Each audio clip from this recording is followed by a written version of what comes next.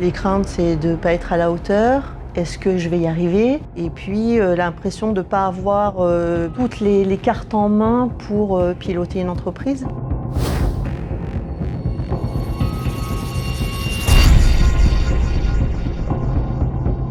Quand on avance à un poste de direction comme ça, on avance toujours vers l'inconnu. On est toujours amené à prendre des décisions, toutes sortes de choses. Donc ça peut être des sujets plus ou moins stratégiques ou risqués.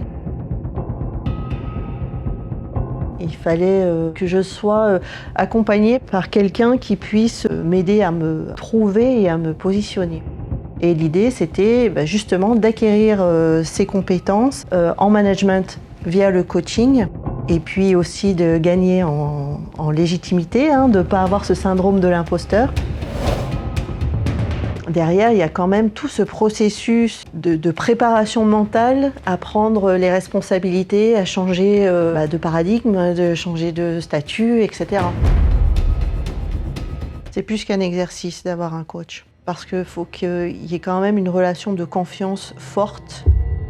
C'est quelqu'un vers qui on s'ouvre, qui ne nous juge pas et qui va nous amener à nous interroger sur des choses qui ne sont pas forcément faciles ou agréables.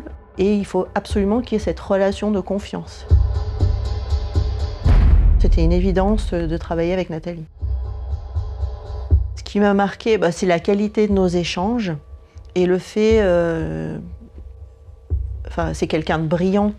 Elle pose des bonnes questions, elle permet quand même de progresser, de s'interroger sur soi et sur son positionnement de façon forte. Je trouve qu'on va quand même loin et en même temps, on reste dans une relation qui est bienveillante et une relation humaine vraie.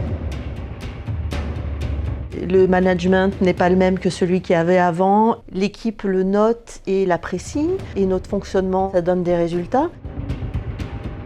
C'est surtout des personnes de l'extérieur qui ont l'habitude de voir d'autres entreprises évoluer et disent non, là, ce qu'il y a, c'est...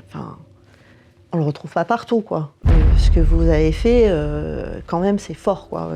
Là, tel projet, tu as pris telle décision, c'est super, chapeau. Moi, j'aurais jamais pu.